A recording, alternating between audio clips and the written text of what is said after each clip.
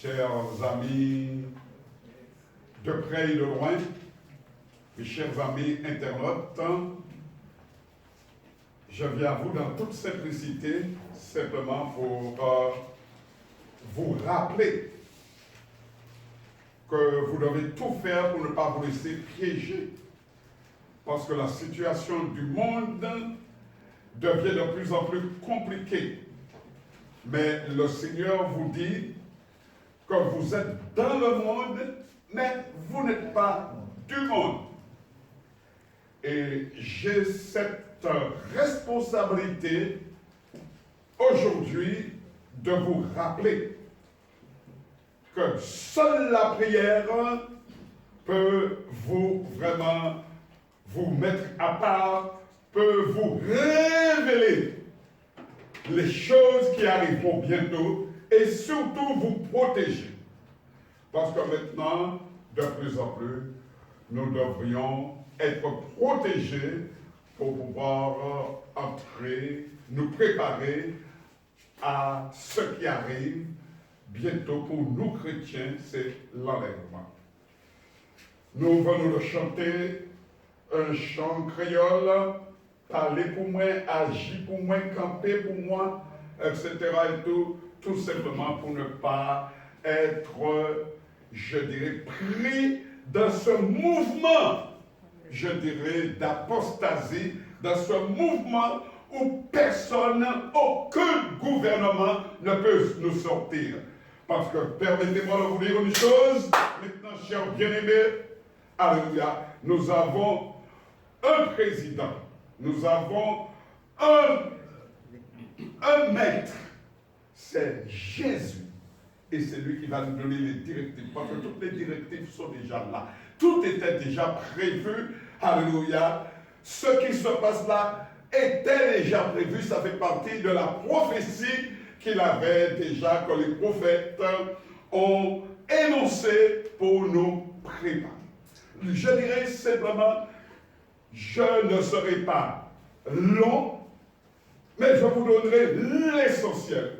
L'essentiel, mes bien-aimés, c'est maintenant, c'est d'avoir une prière profonde.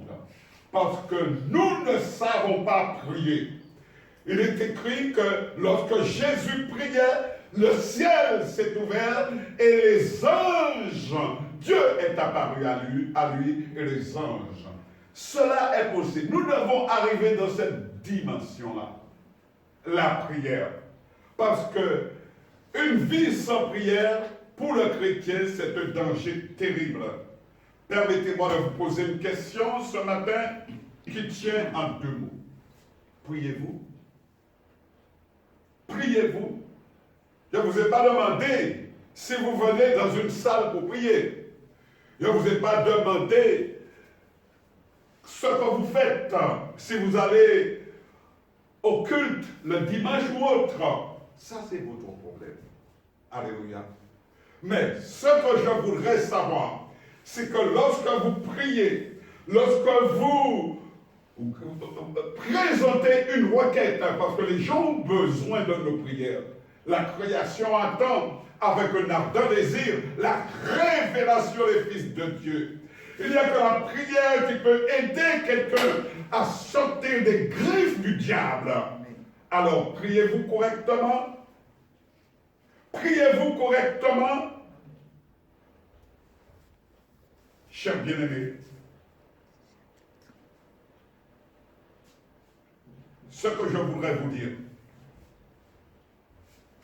la prière doit amener une action. La prière doit amener une transformation. La prière doit amener une guérison.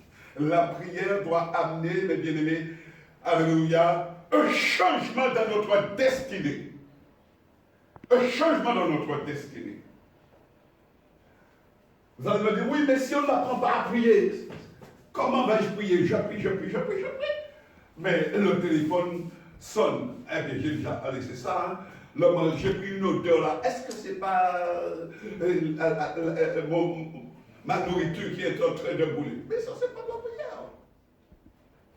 Alléluia. La prière, le Seigneur demande aujourd'hui une disposition de cœur. Une disposition de cœur. Oh Dieu! Au point que vous allez vous oublier vous-même lorsque vous êtes en relation avec Dieu. Et nous allons prendre un texte rapidement. Le titre, les dangers d'une prière éphémère. Prenez avec moi, s'il vous plaît, Ézéchiel 47, versets 1 à 5.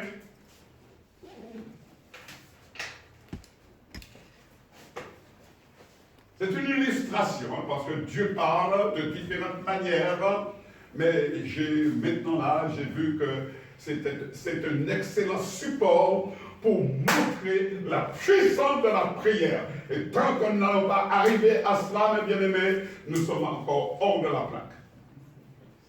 Ézéchiel 47, verset 1 à 5, merci de bien vouloir lire pour moi, s'il vous plaît. Ézéchiel 47, verset 1 à 5. Il me ramena vers la porte de la maison, et voici, de l'eau sortait sous le seuil de la maison à l'Orient, car la face de la maison était à l'Orient.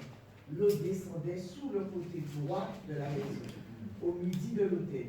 Il me conduisit par le chemin de la porte septentrionale, et il me fit faire le tour par dehors jusqu'à l'extérieur de la porte orientale.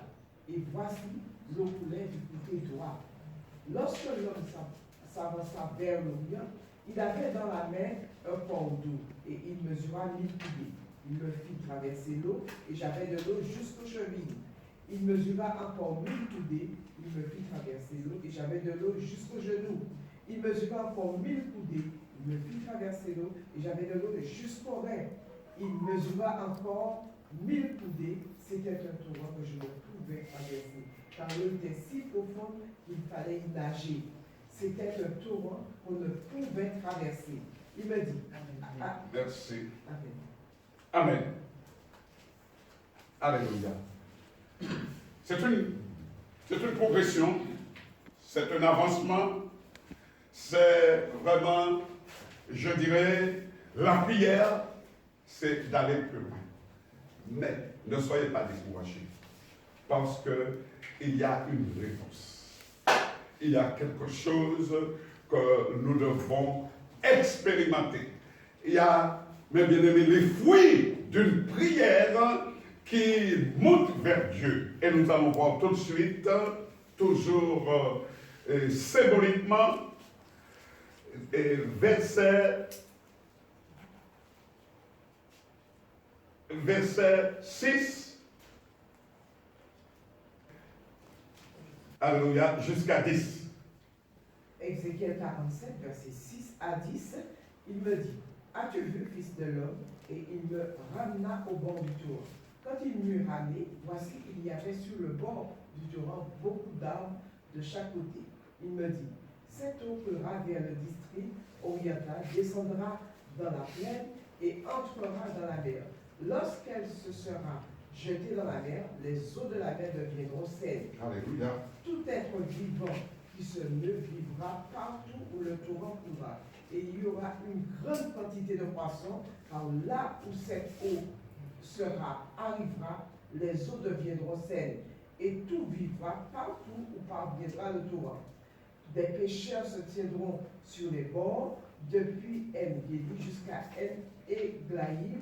On étendra les filets, il y aura des poissons de diverses espèces, comme les poissons de la mer, et ils seront très nombreux.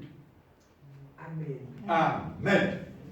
Chers bien-aimés, les prières, la relation avec Dieu, le dialogue avec Dieu, alléluia, doit amener un changement, même si on ne le voit pas, parce que, vous savez, nous sommes maintenant dans un domaine spirituel où nous ne contrôlons rien. Simplement, nous ne sommes que des instruments qui faisons la volonté de Dieu. La prière, c'est déjà, mes bien-aimés, obéir à Dieu, faire ce que Dieu nous demande. Et c'est pourquoi je dirais que beaucoup de chrétiens sont déçus parce que leur prière n'aboutisse pas. Ils attendent vraiment une réponse charnelle, une réponse, je dirais, de leur nature adamique, mais ils n'attendent pas une réponse spirituelle. C'est pourquoi aujourd'hui il y a autant de froideur à l'église, il y a autant de rétrogrades à l'église, parce qu'ils disent que, eh bien, tout ça c'est de la bêtise. Mais le temps est en train de changer. Parce que l'esprit est en train de se lever pour pouvoir travailler, façonner ceux qui sont de lui. Au moment où je suis en train de parler, alléluia, je dirais que le potier a en main des vases, a en main de l'argile, des vases d'argile. Et son projet, c'est de réaliser des vases d'or qu'il va remplir de parfums odoriférants. Tout cela est dans la Bible, mes bien-aimés. C'est le travail du potier. C'est pourquoi il est important de pouvoir se rassembler. Rassemblez-moi avec mes fidèles qui ont fait alliance avec moi par le sacrifice et vous verrez ma gloire. La gloire de l'Éternel, mes bien-aimés.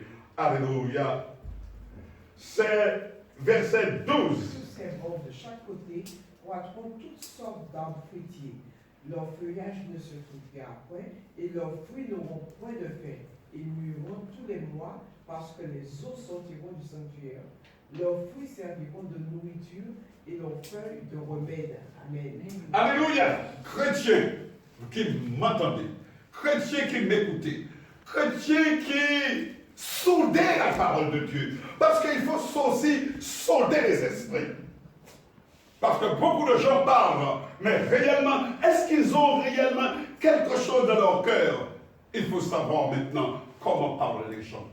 Est-ce que c'est intellectuellement? Est-ce que c'est la philosophie ou la théologie? Ou bien ils parlent de ce qu'ils ont reçu dans leur cœur? Alléluia. Vous savez, le livre des Proverbes a raison de nous dire, prenez avec moi, Proverbe 14, verset 14. Proverbe 14, verset 14. Celui dont le cœur s'égare se rassasie de ses voies, et l'homme de bien se rassasie de ce qui est en lui. Amen. Amen. Si nous ne sommes pas, si l'Église n'est pas vraiment rentrée dans la prière profonde et toujours est restée dans la prière éphémère, je prends 5 minutes. Vous faites une journée de travail, mais vous prenez 5 minutes pour pouvoir dire, Seigneur, me voici, je t'offre ma journée. Ça, c'est pas de la prière, mes bien-aimés. Il faut passer un temps. Je dirais que Jésus, en venant sur la terre, on le cherchait partout, des moments. Eh bien, où était-il? Il était à la montagne et il priait. Parce qu'il savait que son œuvre était grande sur la terre. Si vous avez un projet, cher bien-aimé, quel qu'il soit, projet de mariage, projet, je dirais, projet professionnel, quel qu'il soit, vous devez prendre le temps de prier. Vous devez prendre le temps de prier. Dieu nous a appelés, surtout, cher bien-aimé, pour défendre son projet, le salut des hommes. Parce que le Seigneur a dit que la moisson est abondante, mais les ouvriers sont peu nombreux. Les ouvriers sont peu nombreux. Il y en a beaucoup qui viennent, mes bien-aimés. Alléluia. Dans l'œuvre de Dieu, mais ils ne sont pas préparés. Ils ne veulent pas payer le prix. Ils veulent un salaire. Mais le Seigneur n'agit pas comme cela. Si le Seigneur t'a appelé à la prière, le Seigneur veut que tu lui donnes tout. Que tu lui donnes tout. Me voici, Seigneur. Me voici, Seigneur. Vous savez que la prière peut vous faire perdre, je dirais, ce que vous aimez le plus. Hein. Ce que vous aimez le plus. Et je dirais simplement, cher bien-aimé, sans prier, voilà un problème. Sans prier, on écoute les prédications. Vous savez, qu'est-ce que la personne vous donne? Qu'est-ce que la personne vous amène? Et puis vous recevez, votre cœur est infecté, parce que simplement vous n'avez pas prié. Sans prier, chers bien-aimés, on prend des engagements de mariage. Sans prier, on entreprend des voyages. Sans prier, on choisit son lieu de résidence. Sans prier, on noue des amitiés. Sans prier, alléluia. Sans prier, mes bien-aimés, on ne sait même pas ce que nous disons. Nous prions, mais à qui nous nous adressons? On prie pour quoi faire? Pour faire savoir qu'on a un don d'élocution ou autre. Et c'est comme ça, chers bien-aimés, que se font les Samson insatiables, les Salomon idolâtres, les Asa inconsistants, les Josaphat servis, les Marthe hyperactives que l'on trouve dans un grand nombre d'églises. Surtout les femmes, elles sont vraiment, je dirais, elles veulent servir le Seigneur, elles ont un amour, elles sont très sensibles. Mais c'est purement charnel. Elles ne prennent pas le temps de prier, elles ne prennent pas le temps de consulter Dieu, elles veulent faire, elles veulent. Elles aiment mal Jésus. Alléluia. C'est pourquoi, chers bien-aimés, je vais terminer en vous disant quelque chose. En vous disant quelque chose. La première de nos occupations, c'est de prier. Tout ce que nous faisons, c'est prier. Prier. Et je suis l'homme qui a été appelé pour instruire. Je dirais que même dans vos rapports personnels, même pas confidentiels, mais intimes, vous devez prier parce que ça fait partie aussi de la prière. Tout ce que vous faites, vous devez prier. Pendant le confinement, je vous l'avais déjà dit, jour après jour, chaque jour, je recevais une directive divine pendant à peu près 40 jours. Jour après jour, je me suis posé la question, Seigneur, que veux-tu? Je dois vous dire honnêtement que je n'ai pas encore pu travailler 5 sujets, parce que les choses vont en avance. Tu as reçu ça, mais maintenant va encore plus loin. Va en profond. Et je vais vous les faire parvenir. Vous allez les voir. Nous allons juste lire simplement, sans commenter. Alléluia. Que Dieu vous garde et que Dieu vous bénisse.